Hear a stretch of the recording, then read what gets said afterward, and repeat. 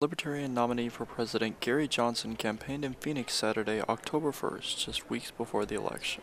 Good to be here in Phoenix. I think this might be maybe our 13th rally that we've held. Significant to these rallies, I think, is the fact that we have terrific turnouts. Hundreds of supporters packed into the airport Marriott ballroom to hear Johnson talk about issues such as immigration, tax reform, and foreign policy.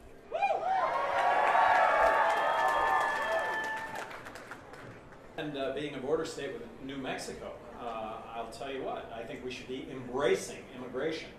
The excited crowd filled the room to capacity and was riled up by Libertarian Party Chair Nicholas Sarwark. Down to their boots they are scared, not even able to say the name Gary Johnson. Scared.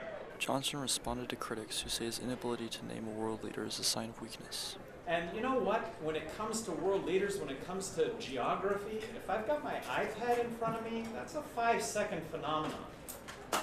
But what's not a 5-second phenomenon is honesty and integrity and telling the truth and living your life by example. All that stuff, I don't think you can teach that stuff. I think that goes back to day one, and that's the way I've lived my life.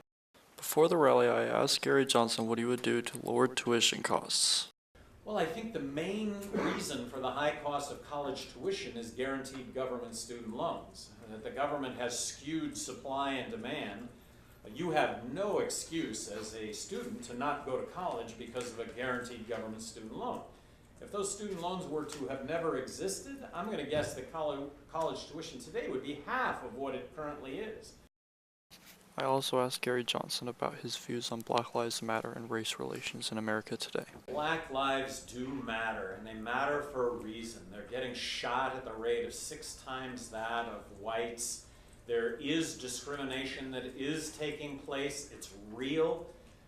If you or I were taken literally by the collar out of our car and threatened with getting handcuffed, we would be as upset, and we might end up behind bars as opposed to that's not happening to us. Gary Johnson and running mate Bill Wild hope to win this year's presidential election come November, but Johnson is currently polling at only around 7% nationwide.